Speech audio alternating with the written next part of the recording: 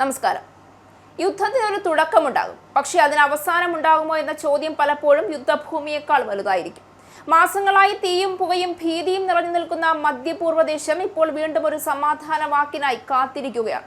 മിസൈലുകളുടെ ശബ്ദത്തിനിടയിൽ, ഉപരോധങ്ങളുടെ കുരുക്കിനിടയിൽ, ലോകത്തെ ആശങ്കയിലാഴ്ത്തിയ ഹോർമൂസ് കടലിടുക്കിന്റെ നിശബ്ദതകൾക്കിടയിൽ ഇറാൻ പ്രസിഡന്റ് മസൂദ് പെസഷ്കിയാൻ പറയുന്നത് ഇനി യുദ്ധം അവസാനിപ്പിക്കേണ്ട സമയമായിരിക്കുന്നു എന്നാണ്. പക്ഷേ ഇത് തോൽവിയുടെ ഭാഷയല്ല എന്നാണ് ടെഹ്റാന്റെ വാദം. ശക്തിയുടെയും അന്തസ്സിന്റെയും സ്ഥാനത്ത് നിന്ന് യുദ്ധം അവസാനിപ്പിക്കാമെന്നാണ് പെസഷ്കിയാൻ പ്രഖ്യാപനം നടത്തിയിരിക്കുന്നത്.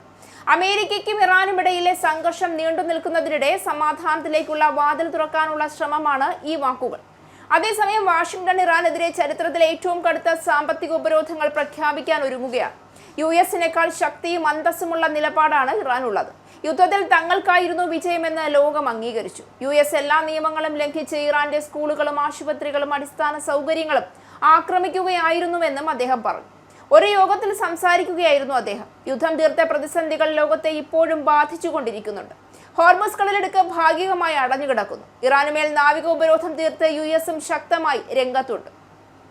ഇരു രാജ്യങ്ങളും തമ്മിലുള്ള ചർച്ചകൾ നിലവിൽ നിർത്തിവച്ചിരിക്കുകയുമാണ്. ഉപരോധവും സാമ്പത്തിക ഭീകരതയും മനുഷ്യത്വത്തിനെതിരായ കുറ്റകൃത്യമാണെന്ന് ഇറാൻ വിദേശകാര്യ മന്ത്രാലയം പ്രതികരിച്ചു.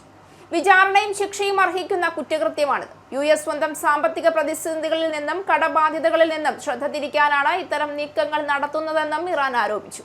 സൈനിക നീക്കങ്ങൾക്കു പകരം സാമ്പത്തിക ഉപരോധത്തിലൂടെ ഇറാനെ തകർക്കാനാണ് ഇപ്പോൾ US ശ്രമിച്ചുകൊണ്ടിരിക്കുന്നത്. പെസഷ്കിയാന്റെ വാക്കുകൾക്ക് ഒരു സാധാരണ സമാധാന ആഹ്വാനത്തിന്റെ പരിധിയേക്കാൾ വലിയ രാഷ്ട്രീയ അർത്ഥമുണ്ട് ഇവിടെ.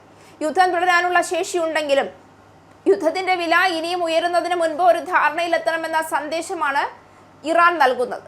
അതോ അമേരിക്കയുടെ സാമ്പത്തിക സമ്മർദ്ദത്തെ നേരിടാൻ ലോകത്തിന് മുന്നിൽ ഇറാൻ ഇപ്പോഴും കരുത്തുറ്റതാണെന്ന് പ്രഖ്യാപിക്കാനുള്ള തന്ത്രമാണോ ഇതെന്ന ചോദ്യവും ഉയരുന്നുണ്ട്.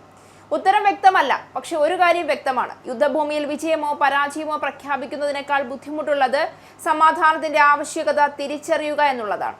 ഹോർമൂസ് കടലിടുക്കിലൂടെ കപ്പൽ ഗതാഗതം ഇപ്പോഴും ഗുരുതരമായി ബാധിക്കപ്പെട്ടു തന്നെയാണ് നീങ്ങുന്നത്. ലോകത്തിന്റെ ഊർജ്ജ വിതരണത്തെ സ്വാധീനിക്കുന്ന ഈ ജലപാതയിലെ പ്രതിസന്ധി എണ്ണവില മുതൽ ആഗോള സമ്പദ് വ്യവസ്ഥ വരെ പല മേഖലകളെയും ബാധിച്ചു കഴിഞ്ഞു. ഇതിനിടെ ഒമാനും ഇറാനും നയതന്ത്ര സംഭാഷണം പുനരാരംഭിക്കുന്നതിനുള്ള വഴികൾ ചർച്ച ചെയ്തിട്ടുമുണ്ട്. അമേരിക്ക മറുവശത്ത് സമ്മർദ്ദം ശക്തമാക്കുകയുമാണ്. ഇറാൻ ശരിയായ കരാറിന് തയ്യാറായിട്ടില്ല എന്നാണ് ഡൊണാൾഡ് ട്രംപിന്റെ നിലപാട്. അങ്ങനെ വാക്കുകൾക്ക് മൂർച്ച കൂടുമ്പോൾ മധ്യപൂർവ്വദേശത്തിന്റെ ആകാശത്ത് വീണ്ടും സമാധാനത്തിന്റെ ഒരു ചെറുവെളിച്ചം തെളിയുമോ എന്നതാണ് ലോകം ഉറ്റുനോക്കുന്നത്. കാരണം യുദ്ധം ജയിക്കുന്നത് ഒരു രാജ്യത്തിന്റെ സൈന്യമായിരിക്കാം, പക്ഷെ യുദ്ധം അവസാനിപ്പിക്കുന്നത് പലപ്പോഴും ഒരു നേതാവിന്റെ രാഷ്ട്രീയ ധൈര്യം കൂടിയാണ്. ഇറാൻ ഇപ്പോൾ പറയുന്നത് ആ ധൈര്യത്തിന്റെ സമയമായി എന്നുള്ളതാണ്.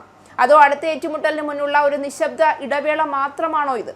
മധ്യപൂർവ്വദേശത്തിന്റെ അടുത്ത അധ്യായം അതിന് ഉത്തരം നൽകും.